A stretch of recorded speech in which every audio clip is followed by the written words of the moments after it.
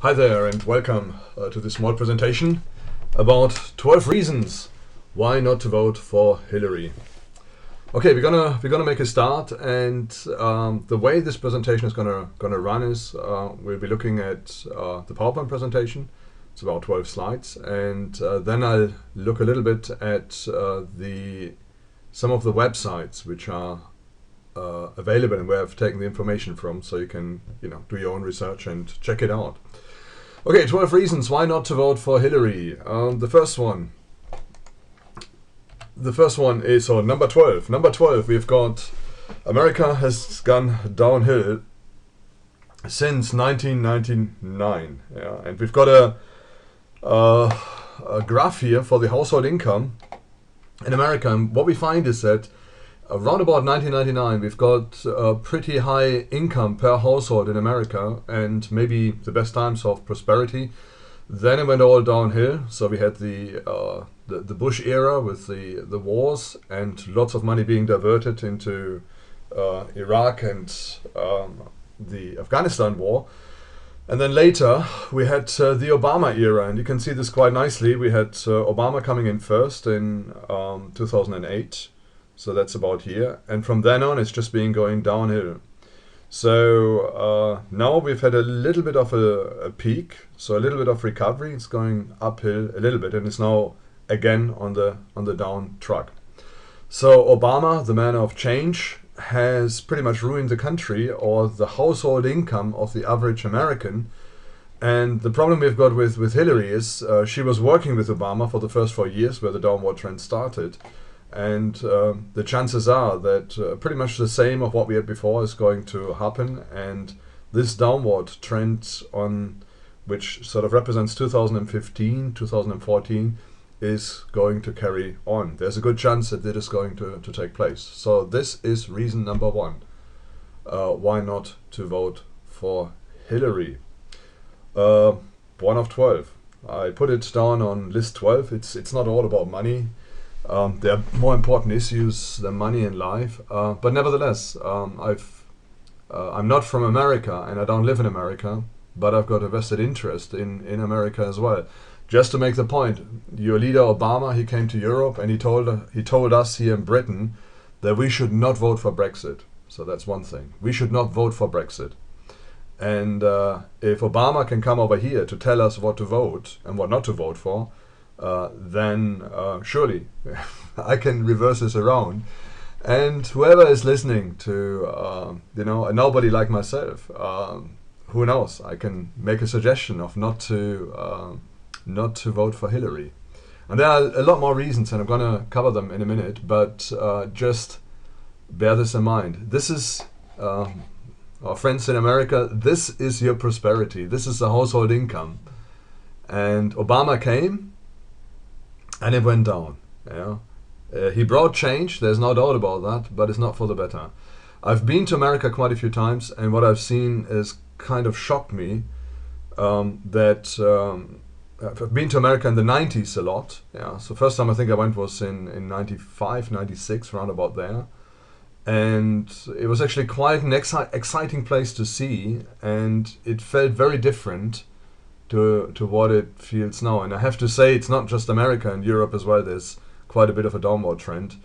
I believe due to the politics of a lot of our leaders, but it didn't work.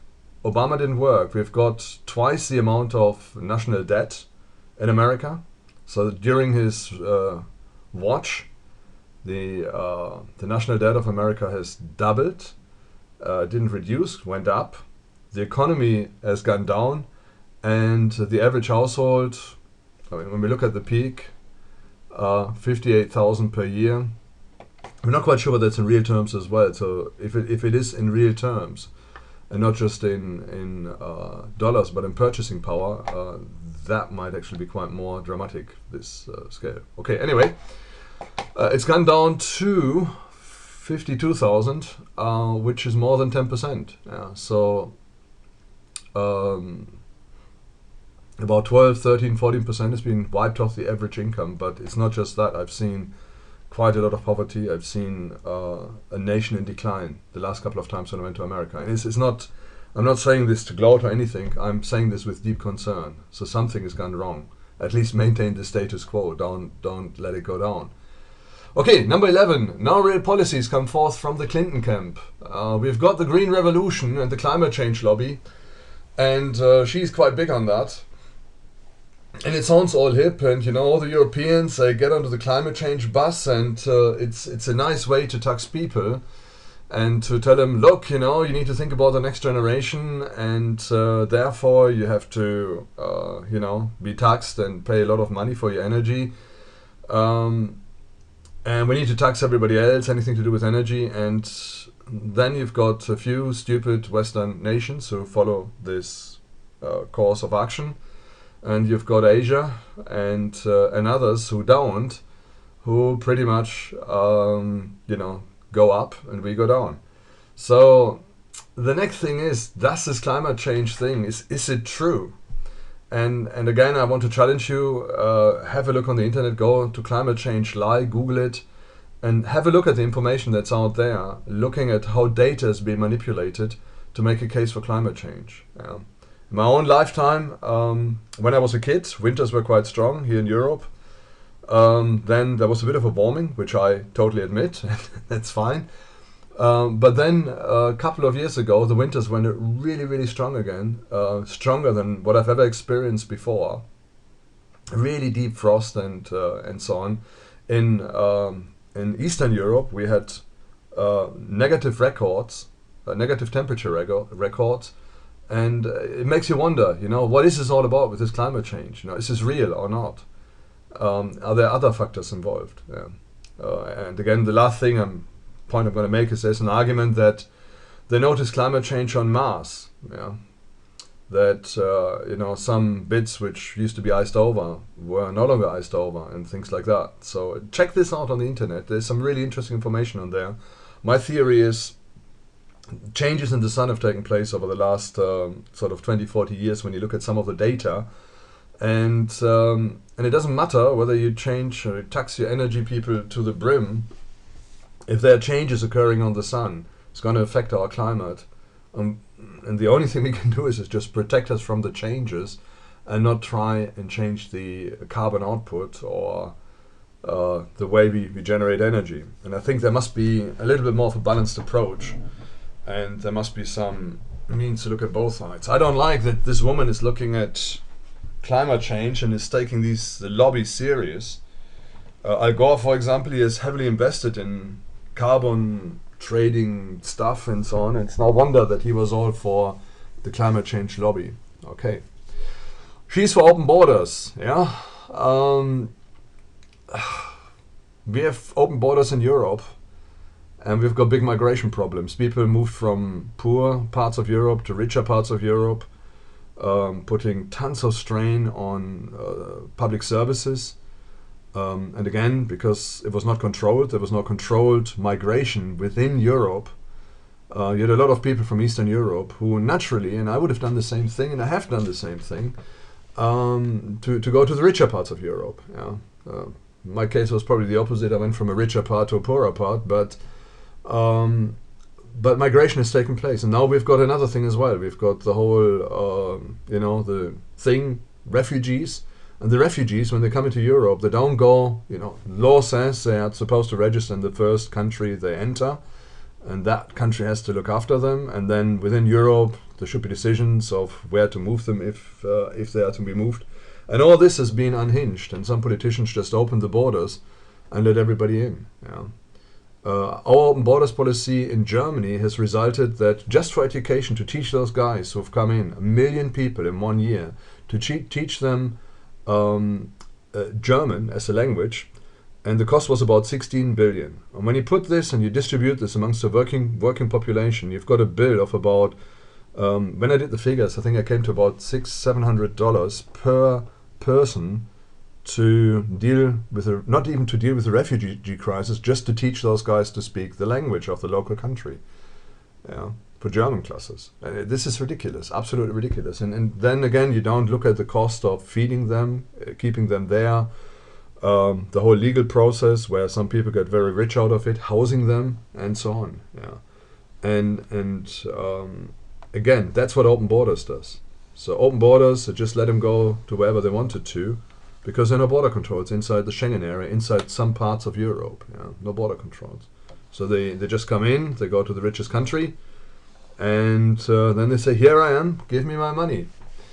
I'm not suggesting that it's the same that's going to happen in America, but it concerns me deeply when she says, "Okay, we want open borders, we want to be an open society, and people who have been living here for a long time illegally, we want to legalize them."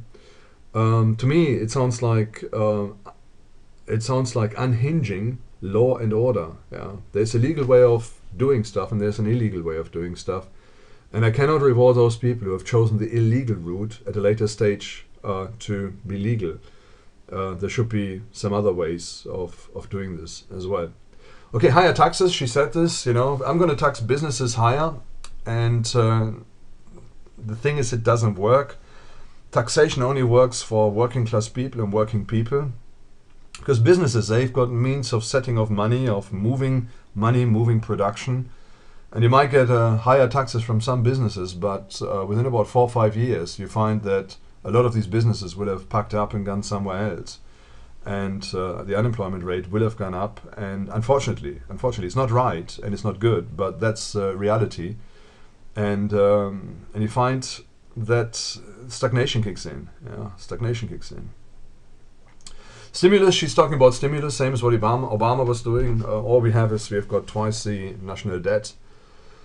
And she talks about gun control as well. The answer is big gun control and all the shootings and everything stops. So take guns away from decent people and the crooks. The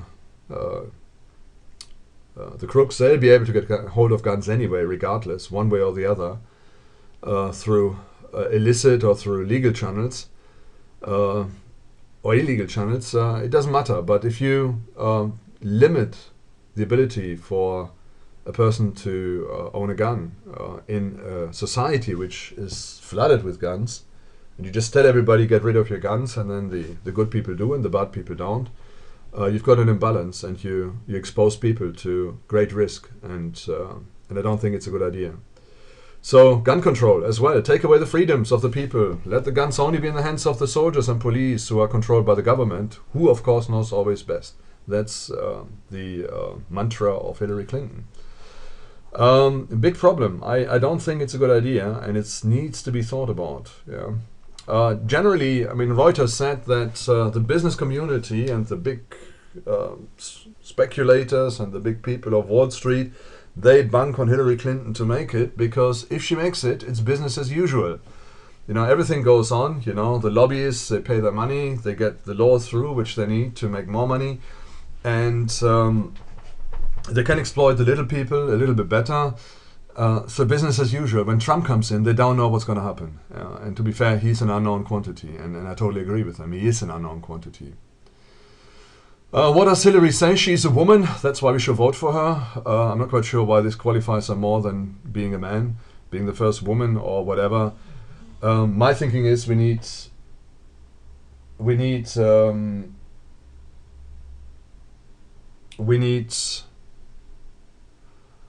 the right person for the right job. We need the right person for the right job. We don't need the wrong person for the job. It doesn't matter whether it's a woman or not. So this argument should be out.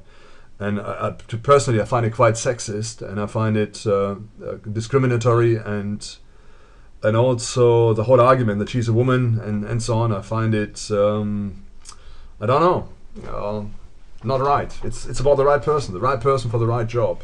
She got there. I personally think she's unqualified, based on her track record.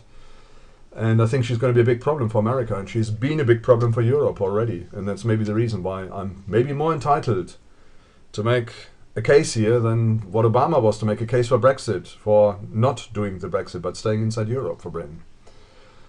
She makes the argument she isn't quite as nasty as Trump. We'll see in a minute that she's actually quite a lot more nasty than Trump. She talks about, I was looking at the Hillary Clinton website and tried to get my head around what she's all about. And she makes this big thing, protect our daughters. And my thinking, the first one is, why not protect our sons? Why not protect our children? Is it only that that girls are vulnerable? Are not boys vulnerable as well? Are not children in general vulnerable? We need to protect our children, not just our daughters. And then obviously she makes the thing, Trump is a nasty guy, and he treats women with disrespect. Does he?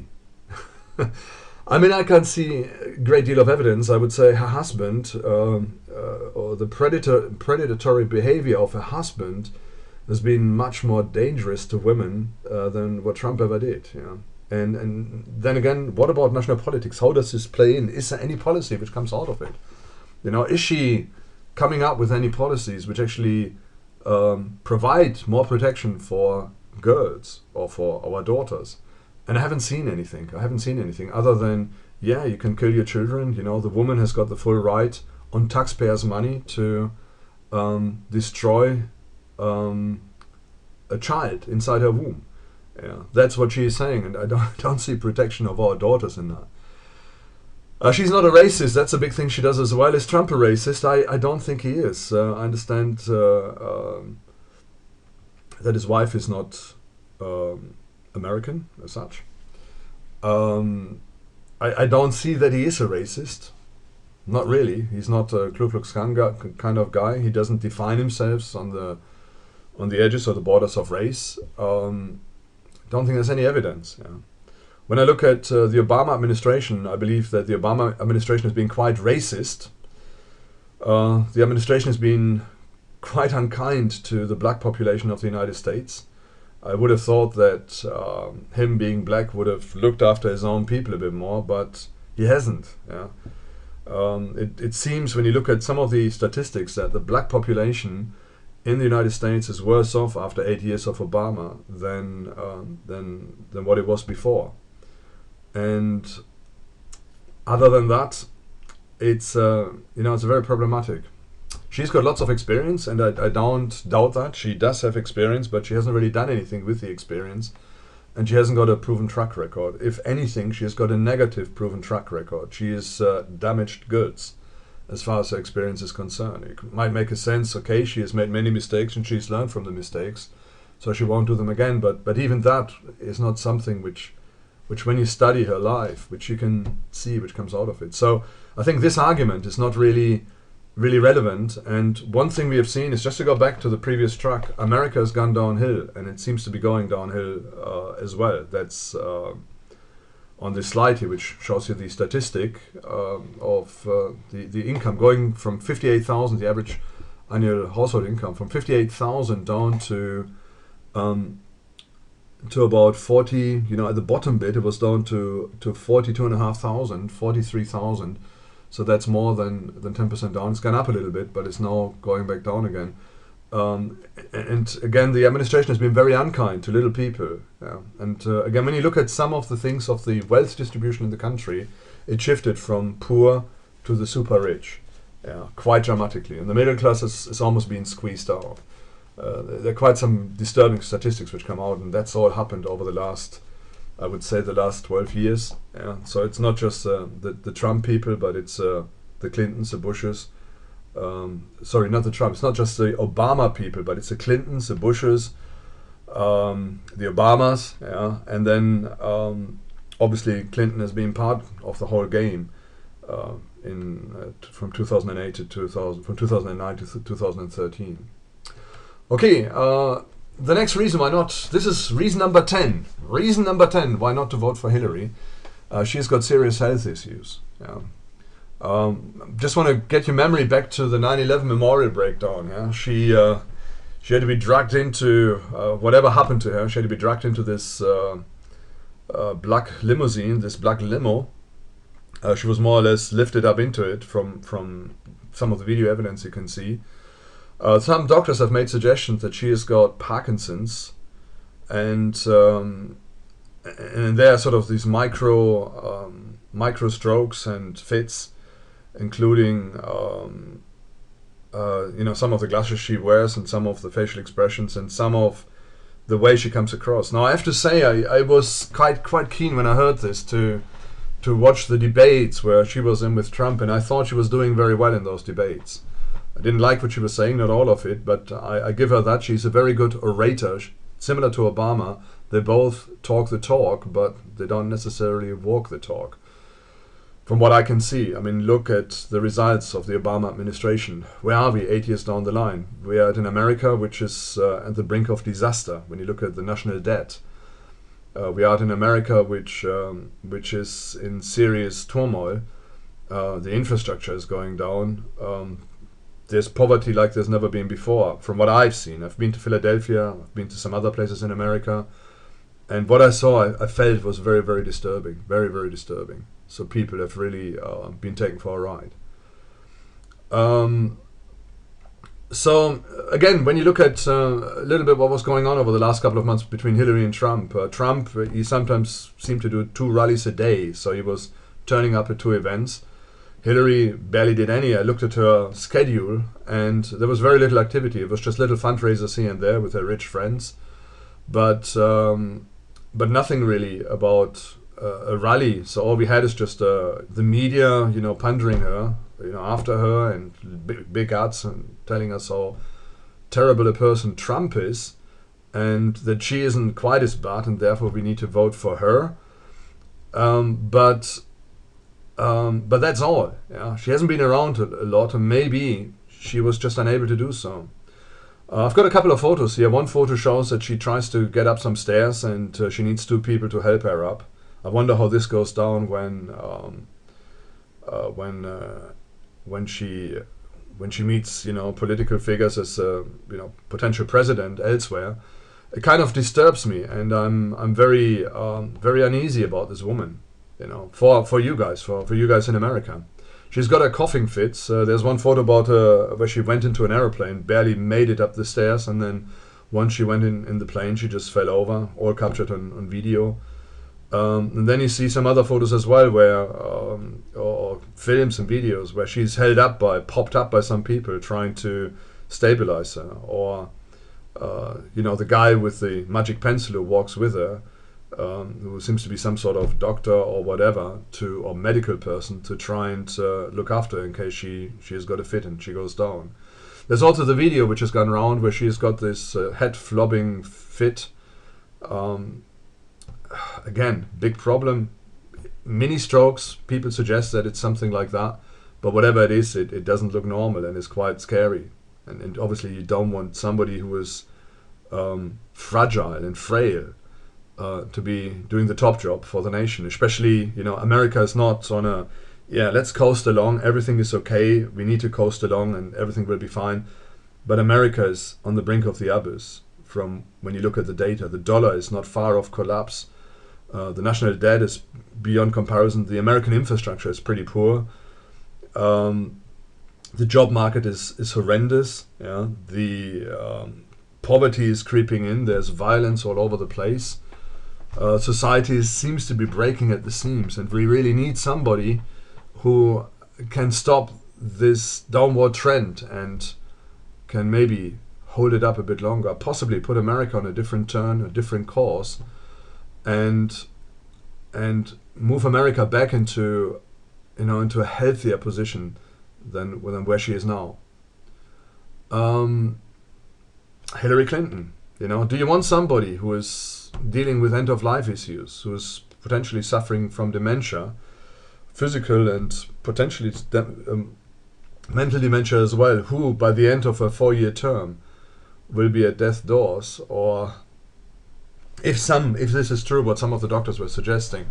So I don't know. Obviously we just see the videos, we just see the news clips, and we can hear what people are saying, but to me it sounds very dangerous. Okay, let's have a look. Number 9. There's no real track record of success. When she was in New York, she did a lot of legislation to please the lobbyists at Wall Street. So she did a lot of Wall Street legislation, which you could make the argument led directly to the disaster in 2007, to the collapse, because there were no protective. She could have done it. She could have legislated to bring more sanity into the market, but she didn't, probably on behest of the Wall Street people. And we know the result. The big crisis came. It came hard, came heavy.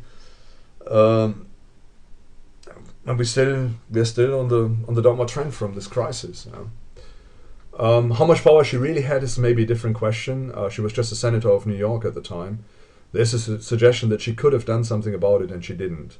Otherwise, she didn't do much else in New York. She was just resting on her laurels and coasting along. Then we've got two big disasters which are pretty much down to her while she was Secretary of State from 2009 to 2013.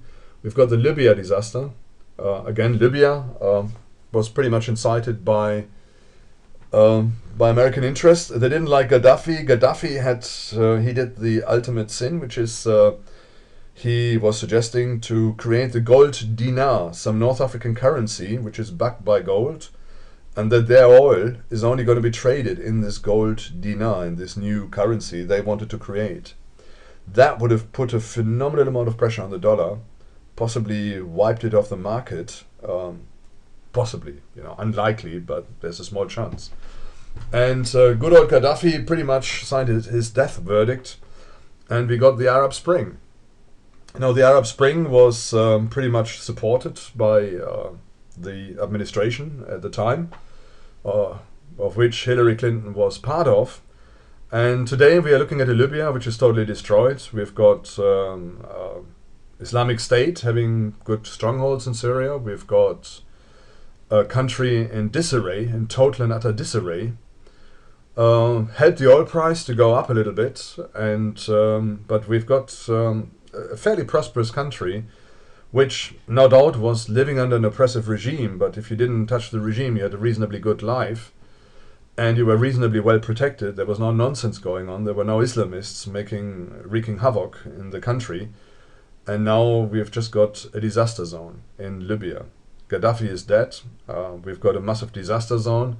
And now, and I'm talking as a European, thank you, Mrs. Clinton. Thank you for all the refugees you're giving us. People who can't cope anymore because their country has been destroyed.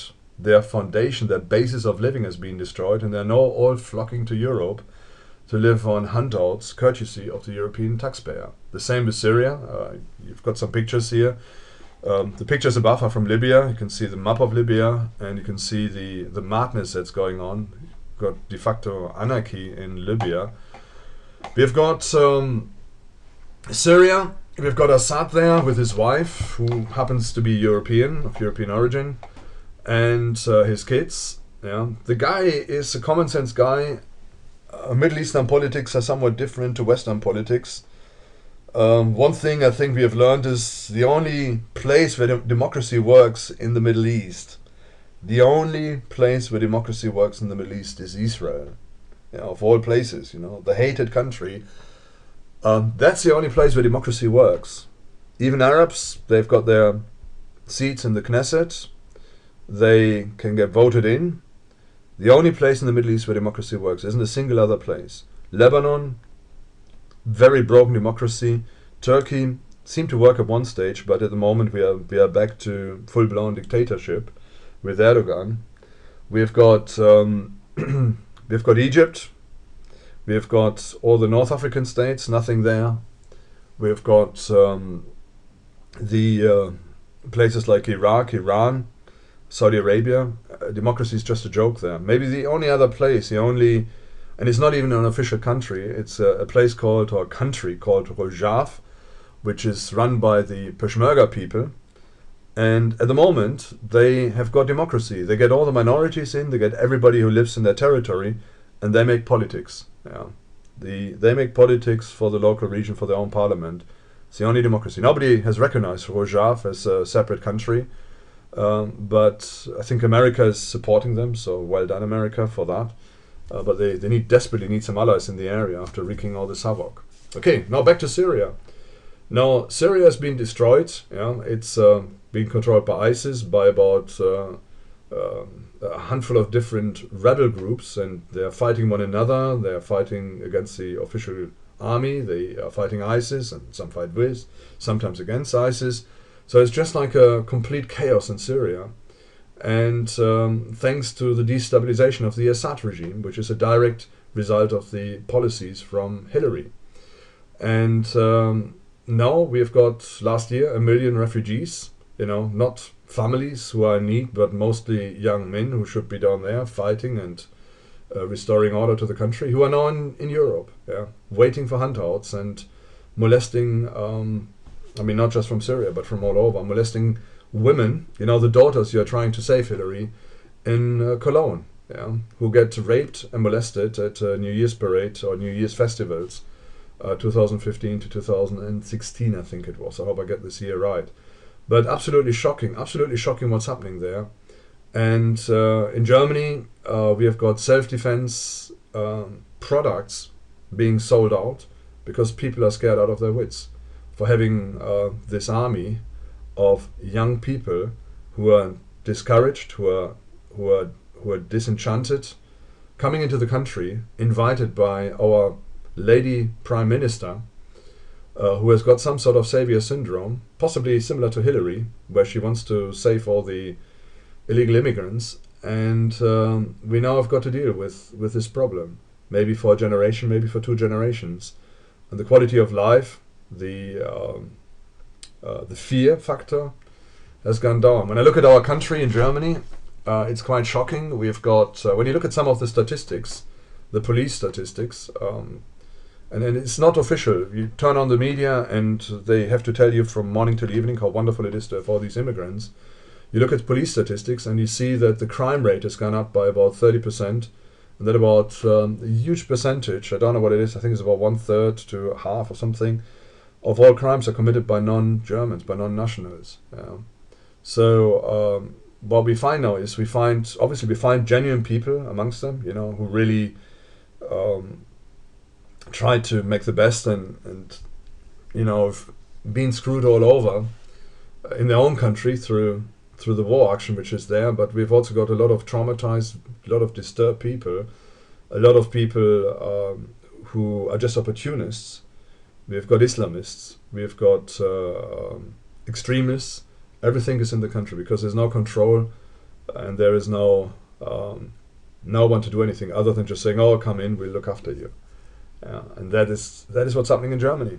And lots of it is just down to the policies which come from America through a long way. It's not obviously not directly. She didn't say, "Oh, refugees go over there and that's it." But chaos was created, and then this chaos has led to more chaos, and is now affecting people in Europe as well. We've got nothing to do with this. We didn't bomb Syria. We didn't encourage the overthrow of the Assad regime. We didn't encourage the chaos which is there taking place. We didn't create a vacuum to let all this stuff flourish. Anyway, don't vote for Hillary. She's done us a lot of damage, and this gives me as a European a right to tell you guys in America, please have mercy on us. Don't vote for this woman.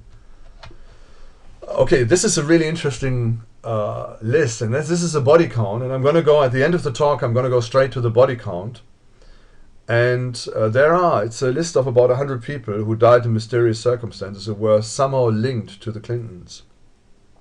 So there are only 2 possibilities. There's either the angel of death in cahoots with the Clintons, so that means you've got something to do with them, and there's a good chance that within a very short time you end up dead due to some, spooky angel of death that's following them around and is marking you and getting you ready to meet your maker.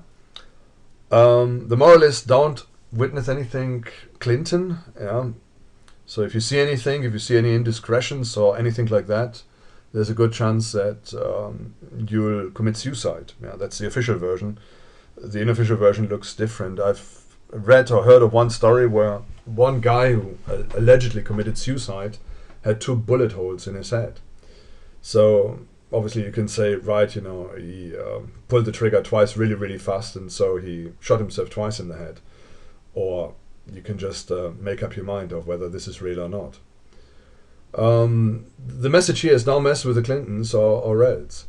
Don't mess with the C. So I'm going to look at the list in a minute, and it's actually quite disturbing. I'm sure when you look at the list that not everything is down to their account, and that is not 100 cases. I'm pretty sure of that. That some of it is probably just coincidental, considering that they do know a lot of people and they're dealing with a lot of people. and a lot of people work in very dangerous circumstances and with very dangerous people as well.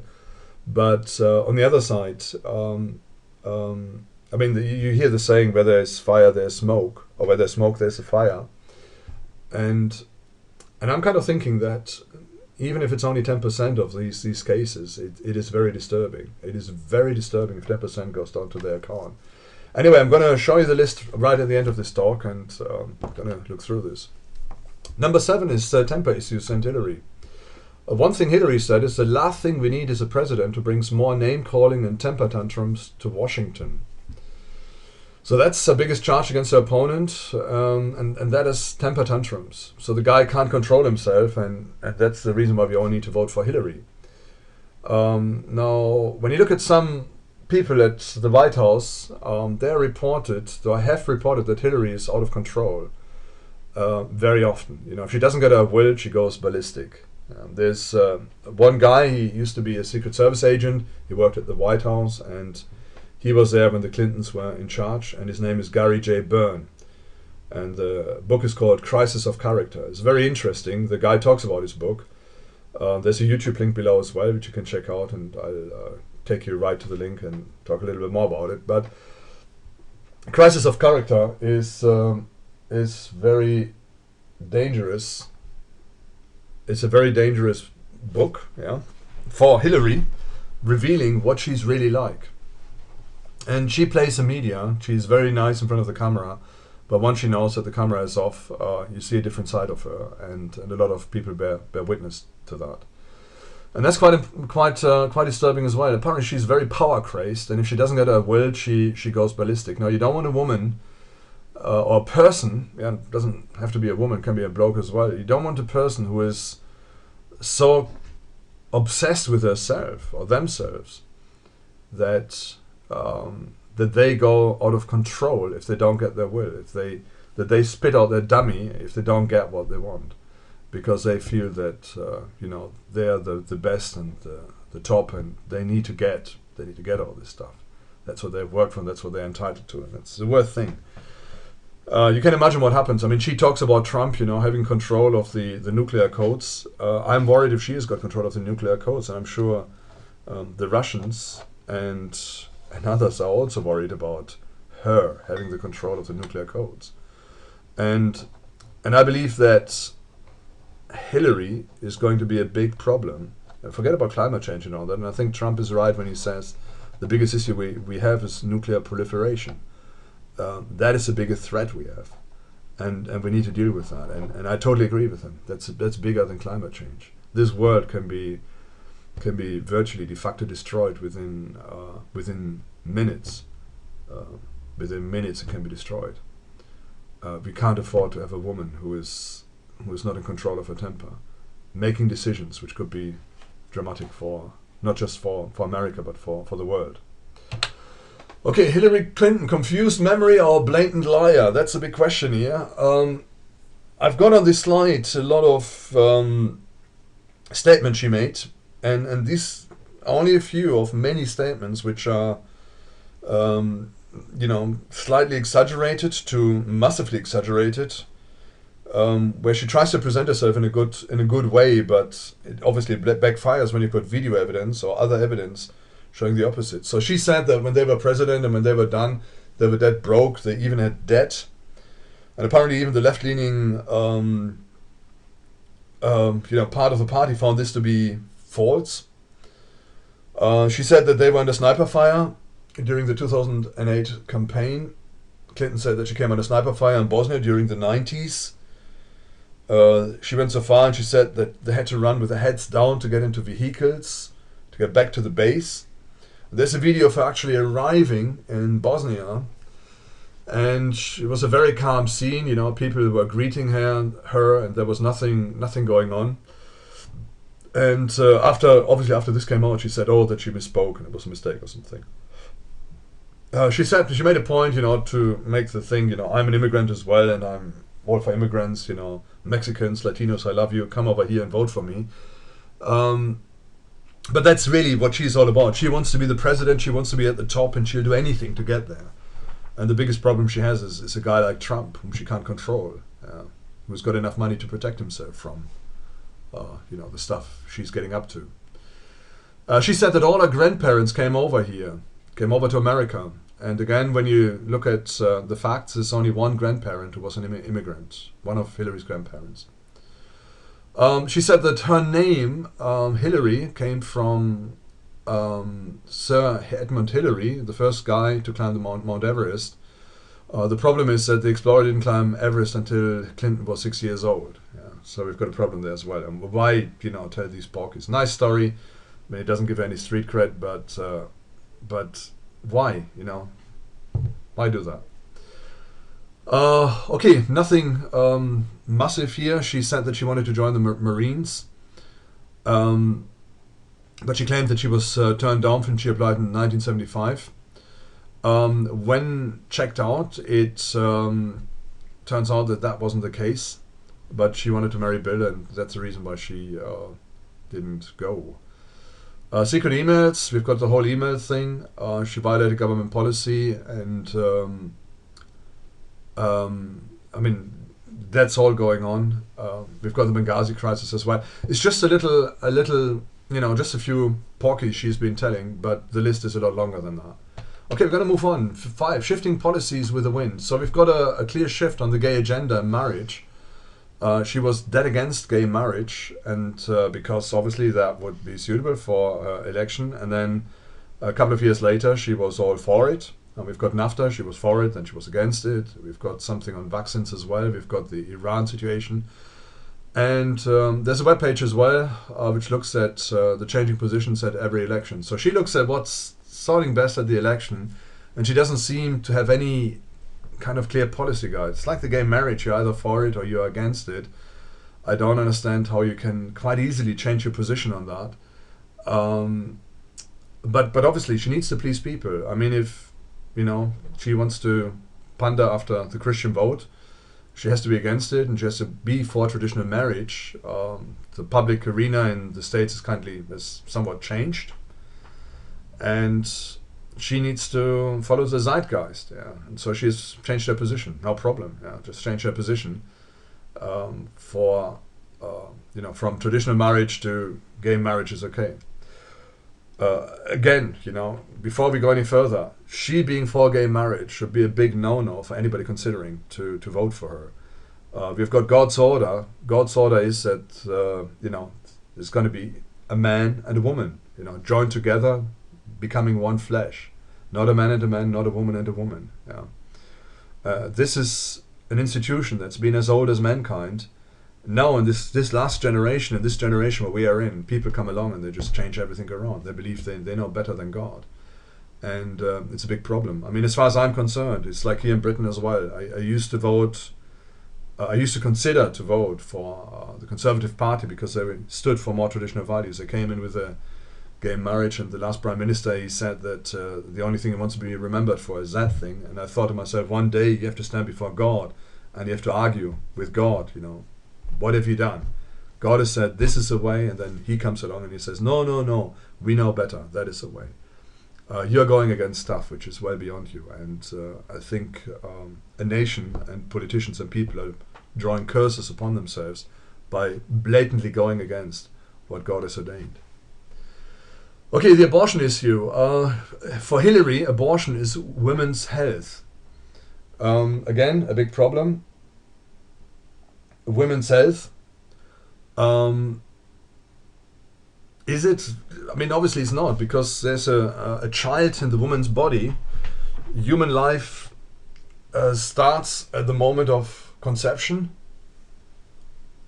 and it's a big problem to just leave it to somebody's decision to terminate this life. I mean, obviously there are abortions, there are aborts, there are miscarriages, and there are sometimes health issues and other bits where the child in the womb dies.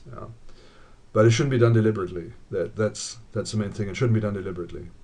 That life has got a right, like anybody else, to grow into a full human, to grow into a full human.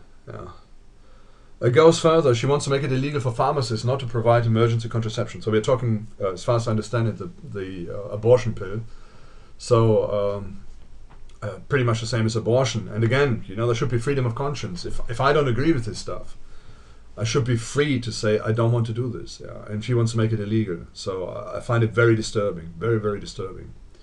She opposes the Hyde Amendment. The Hyde Amendment basically says that federal funds cannot be used to pay for abortion.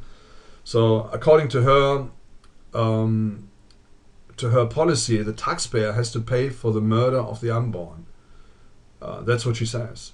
Yeah. And I find this very disturbing. I mean, why does the state have to pay for the mistake of an individual? Why am I forced against my conscience through the state system to pay for somebody murdering their own children? She said quite publicly, I saw her, that she was quizzed about this, that legislation and the rights of an American, they start outside the womb, not inside the womb. So she goes so far, if a woman is pregnant on 9th month, and she's not kind of saying this, but it's implied in what she is saying, that it's okay to murder that child in the 9th month, providing it's still in the womb. So if you don't want the baby to be alive, you can kill it in the womb. And but once it's outside the womb, then the legislation kicks in. Yeah, and the American, the born American, has got all the rights the law provides. Again, I find this extremely disturbing. I mean, how dare she say that she wants to protect the daughters of America, that she wants to protect our daughters in one of her videos, when she's endorsing murder right up almost. I mean, this is implied. She's not saying this straight out, but it's when you follow it through to its consequence of what she is suggesting is that the taxpayer pays for the termination of life right up to the point of delivery. And that's murder. That's murder in my book. You cannot tolerate this, and you cannot go ahead with that. Also, you should have the freedom of conscience if you are against this, without the fear of the law, to say no, for abortive pills or for abortive medication. Again, the oath medical personnel has to take is heal, not harm, and I would say with the pharmacist is the same thing. Heal, not harm. Don't give out stuff that's harming, and you shouldn't kill the unborn. America, don't do it. Stuff like this doesn't go unpunished. Stuff like this doesn't go unpunished. Promote the whole issue of abortion, and you will find that your nation is going to go down into ruins. And again, I'm not saying I feel I've got sympathy for these women who find themselves in awkward situations, but the answer is not killing the unborn, because they don't realize that they put a phenomenal amount of guilt on their lives. They will feel the death of the child, the dead baby, for the rest of their lives. They will know what they've done, and it's just a tremendous. It's an easy option. It looks on the surface like the easy option out to kill a child that's in your body, and maybe from a one-night stand or something you didn't really want to. It's maybe the easy way out to do this, and to just 5 minutes and everything is done. You don't have to worry for it for the next 20 years. But it's not. It's not. There's a life. There's a human life, and it's your own child, and it's your own child that you will know you've murdered, you've killed.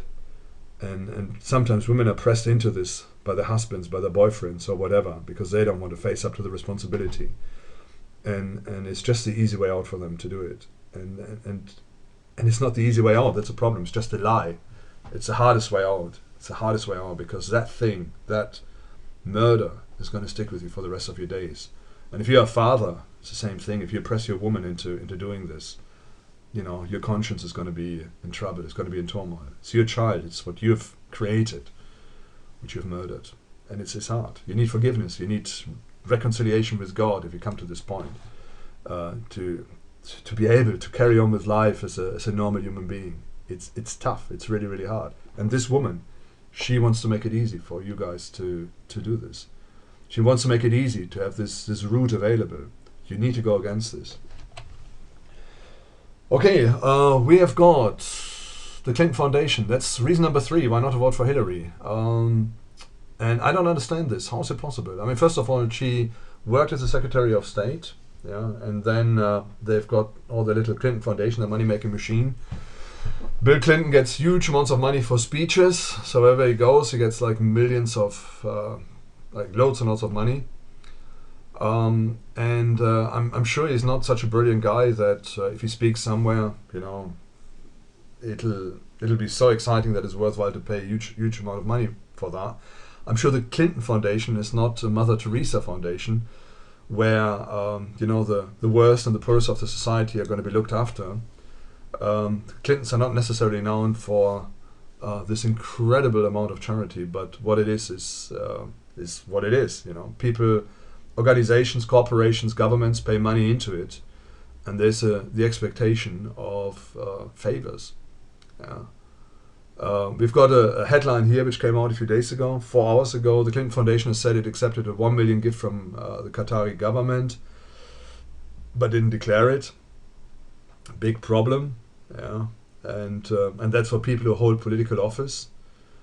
Hillary, of course, said that while she was Secretary of State, she would distance herself from the Clinton Foundation. It's all okay, but the money still kept pouring in, and you know, her hubby or her daughter, they were still in control of it. And very, very strange. Also the speeches. People know, you know, she might be president, she might be heading for this. Give them lots of money, give them lots of money for a speech, and then once she's in office, they can call in favors. And it's a problem. I think it's a big problem. It's a recipe for corruption.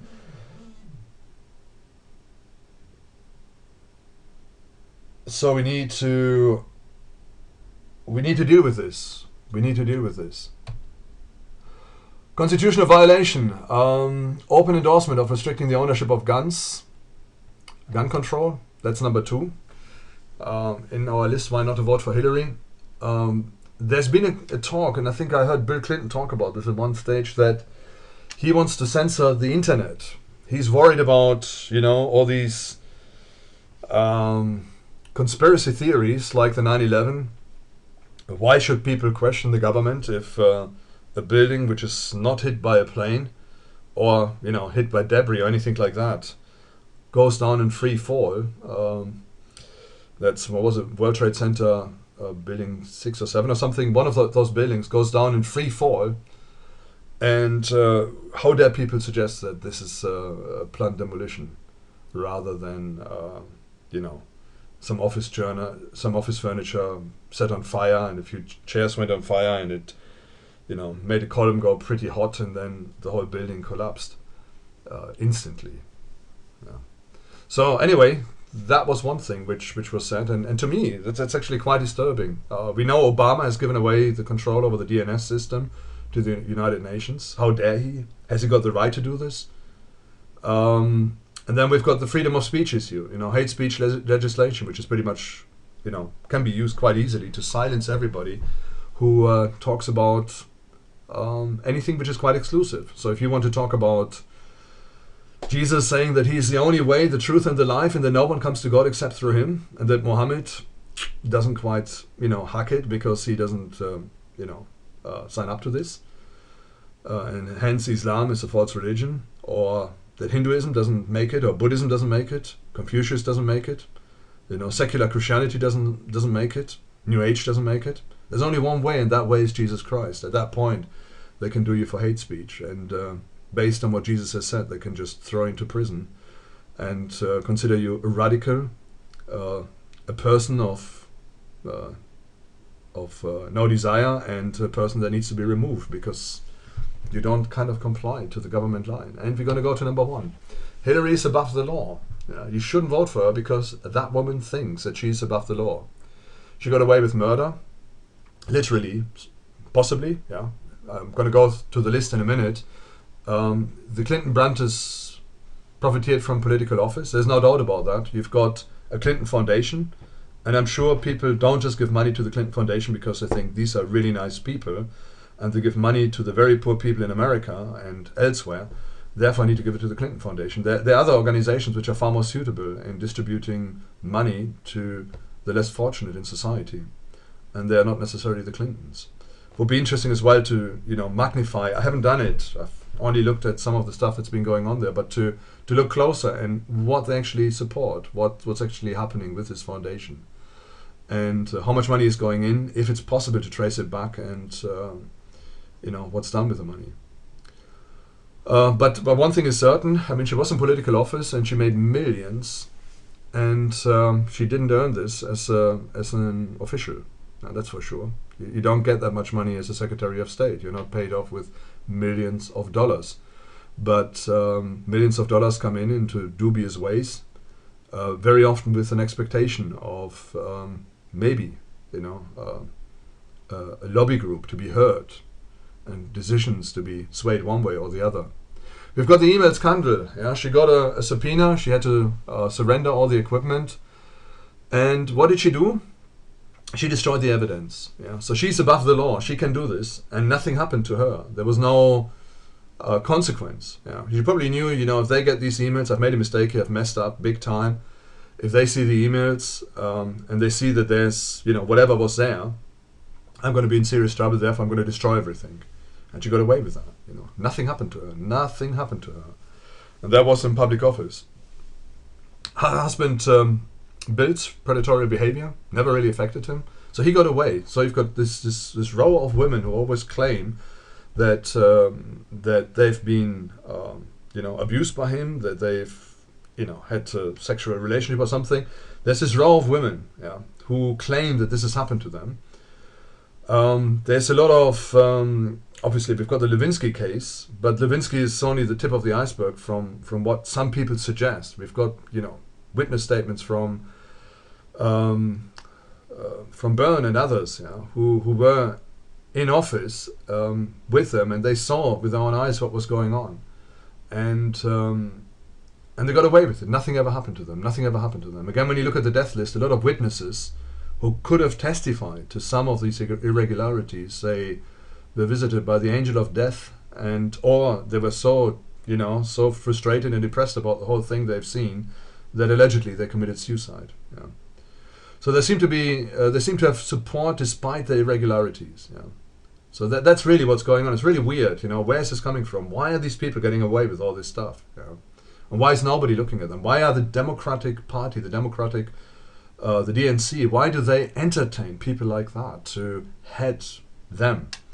And all you see is just this mountain of corruption, this mountain of very strange stuff. Okay, I'm just gonna go into some of the websites briefly. How much time have you got? I'm gonna be quick, but you can see the URLs. So if you just stop the YouTube video, you can then look at the URLs. So we've got WikiLeaks. Clinton sells political favors to Clinton Foundation donors. Yeah? So there's an article about that, which looks at some of the donations which have been made and possibly policies which have changed. We've got the net worth of candidate Hillary Clinton, and we've got millions. And again, you ask yourself, how did she make these millions? We've got 32 million as an average net worth they come up with. And the big question is, how does she get this money? She can't make this money in office. She's never, should I say, done an honest day of work in her life. She's just been in office, and then all this money is coming in through different industries, different commercial entities, through whatever, talking arrangements, or I don't know. We've got a long list of sponsors, and you can see all the companies here, and you can see what these companies stand for. I think it's very disturbing, So it's a money racket, being a political office, and it shouldn't be. It shouldn't be a money racket. Then we've got the other thing, about Hillary Clinton's policies. She's changing positions at every election, and we've got like just a couple of those positions which are dealt with in this article. So we've got position on vaccines, the Iran nuclear deal. Obviously Obama was very favorable, but we know he likes Muslims. We've got the gay marriage change he had. And what else have we got? We've got the pro-war position, that she suggested to assault Syria. So today, I guess WikiLeaks, it sounds like, is going to be dropping some more. And okay, that was just an ad which came up. Okay, we've got a few more here. We've got WikiLeaks lies. Yeah. The 7 wildest lies from Hillary Clinton. We've got a list of them here. We've seen them there before on the list. So she has got these lies here. We've got everything from Benghazi, and it's only just a few. Yeah. Then we've got an interview, and it's worthwhile to check it out and to listen to the man himself. The man is called Gary Byrne, and he's been interviewed by Fox. Obviously, Fox is not very friendly towards Hillary. He's written a book, and he talks about Hillary Clinton, what she was like when she was in the White House and he was Secret Service staff. And then here I've got a PDF. You can get it from the website whatreallyhappened.com, and this PDF is a body count. Let me just scroll through the body count of all the people that died within the Clinton environment or the Clinton proximity. So we've got newspaper articles, we've got images as well of different people who died, and it's a long list, and I'm just scrolling down the list as you can see it, and it's actually quite shocking. Again, I mean, I'm not making the point that this is all real. The problem is there are people who don't like this woman at all, and they come up with all this information, compile it, and it doesn't necessarily mean that it's number one, that it's real. Number two, so always take it with a pinch of salt. That some of these deaths are genuinely suicides or accidents. But again, what I'm putting forward or what I'm putting towards you is there are, I think, about 100 people, and why are there 100 people who all had some issue with the Clintons in one way or another, or who were witnessing something about them, who ended up dead? Big question, big question. I find this very disturbing. If this is true, and if this has been authorized by them, if they've got their private hit people, then these are not people for presidency. These are people for prison. They should be locked up. Yeah. They should be more investigated. I mean, we've got Julian Assange's lawyer who was done. He was found hit by a train, so probably somebody pushed him or something. We don't know. There's no reason for him to commit suicide. As I said, the most disturbing thing I came across or I heard was where somebody had 2 bullet holes in his head, and it was ruled a suicide. Somebody within this list. I tried to find it. I was just skimming through this list. I tried to find whether I could make out who it was, and I don't know, again, whether it could just be a rumor or something, but it's something I heard on one of the presentations on the body count, the Clinton body count.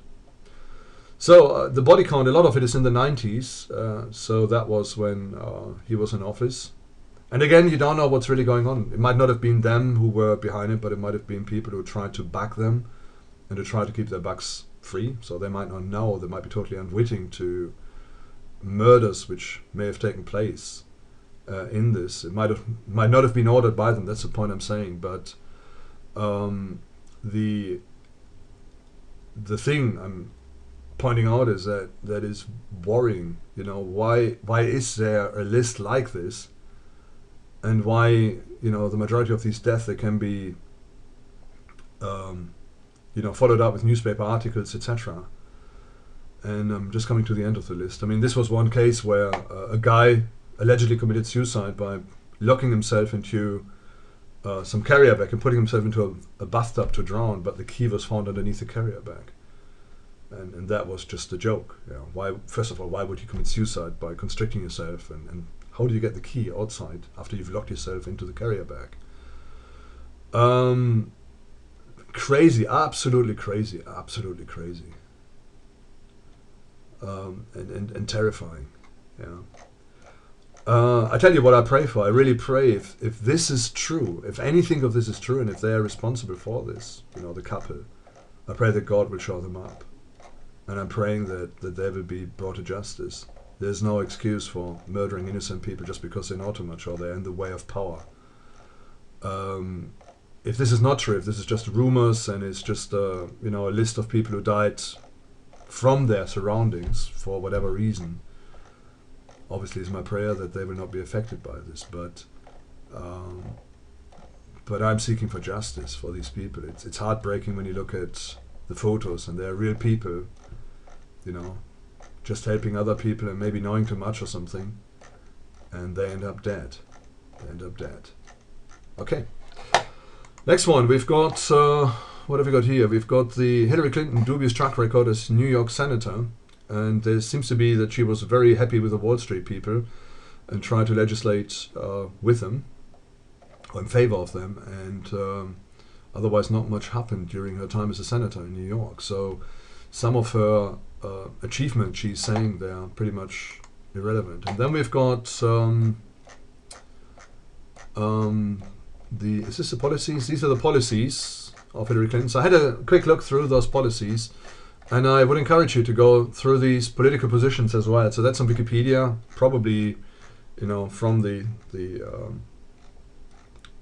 White House, from you know, the Clinton people put on there.